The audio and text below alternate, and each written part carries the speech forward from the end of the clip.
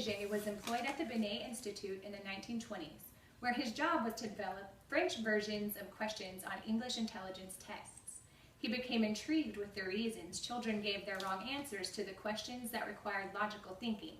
He believed that these incorrect answers revealed important differences between the thinking of adults and the thinking of children. He was the first child psychologist to make a systematic study of cognitive development. His contributions include a theory of child cognitive development, detailed observational studies of cognition in children, and a series of simple but ingenious tests to reveal the different cognitive abilities. Before Piaget's work, the common assumption in psychology was that children are merely less competent thinkers than adults. However, Piaget showed that young children happen to just think in strikingly different ways compared to adults. According to Piaget, children are born with a very basic mental structure on which all subsequent learning and knowledge is based. The goal of the theory is to explain the mechanisms and processes by which an infant, to a child, to an adult, develops into an individual who can reason and think using hypotheses. So there are three basic components to his theory of cognitive development.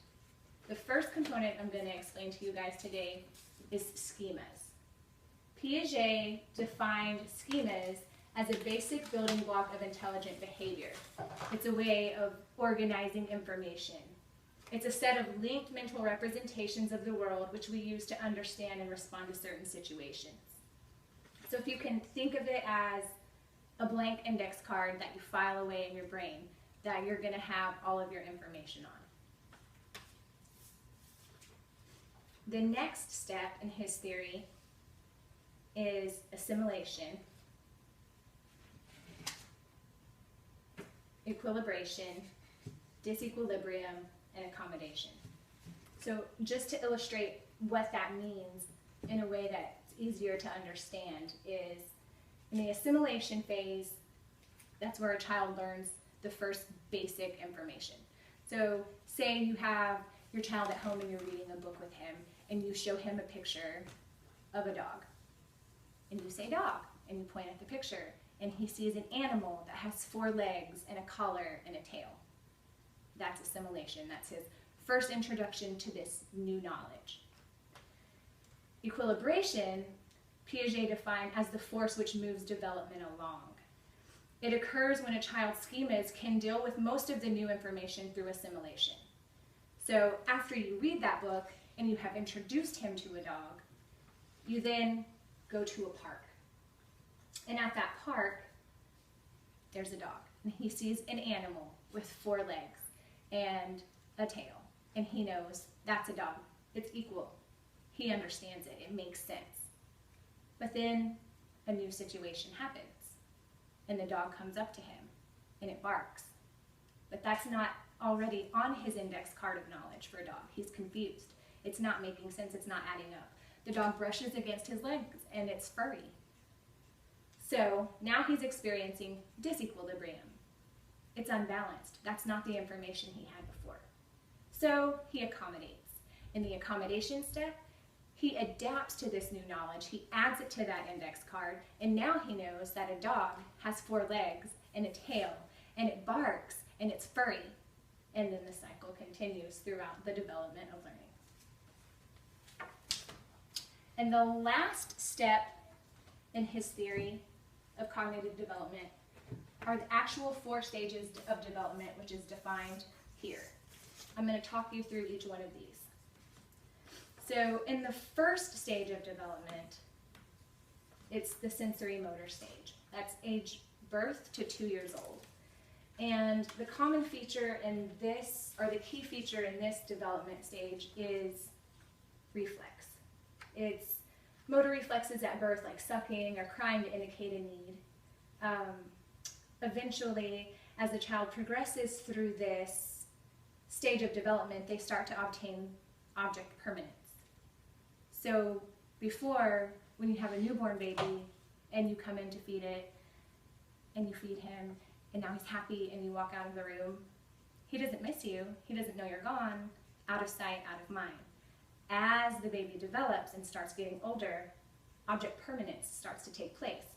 To test this theory, Piaget did a simple study of a ball and a blanket.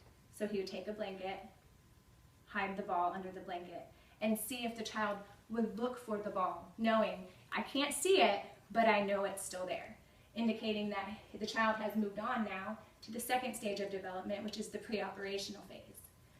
In the pre-operational stage of development, age 2 to 7 years, the children start acquiring mental imagery and language. However, they're egocentric. Everything is them, them, them. They cannot imagine that the way that they feel and the things that they see and the things that they know is not what everyone else knows. If I'm sad, then everyone's sad because I'm sad. If this hurts me, then you know it hurts me because it hurts me. They cannot think past themselves. They are centered on themselves. To figure out when a child was developing out of the preoccupational phase and coming to the concrete operations phase, he did a simple study known as the 3 mountains study, where he put 3 mountains on a desktop and he put dolls all around the mountains. And he would show them a picture and say, which doll is looking at this? And when the child is able to answer correctly and not show the picture that shows his point of view, that indicates that now he understands that there's a point of view other than his own. And he is moving into the concrete operations stage, which is ages 7 to 12 years. In this stage of life, a child is able to take another's point of view into account. They're capable of critical evaluation. And to test this theory, he used something called the conservation of numbers. So he used things like mass and volume, numbers, and length. And he would lay 3 pennies on a table and put them maybe 3 inches apart. And then he would put 3 pennies on the table and lay them side by side. So there's a line of pennies that's this long, and there's a line of pennies that's this long. And he'd say, which one of these has the most pennies? A child that's not ready to come out of this stage of life yet will point at the longer line and say, that one has more, because the line is longer. A child that's getting ready to develop out of this stage and to come into the formal operation stage would answer 1, 2, 3, 1, 2, 3. It's the same. So whenever that happens, they have entered the formal operation stage of life, which is 12 to adult. They're capable of thinking logically and abstractly. They have a knowledge base that is still growing, but their methods of thinking is as developed as it's going to be. To test this theory of stage development, he used a research study known as the pendulum task.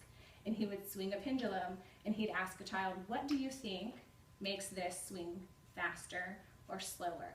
When a child is able to give an abstract thought answer like the weight of the ball or the length of the string, then he knows that they're using their reasoning and logical thinking and using abilities that they weren't able to use in any of these other stages of life.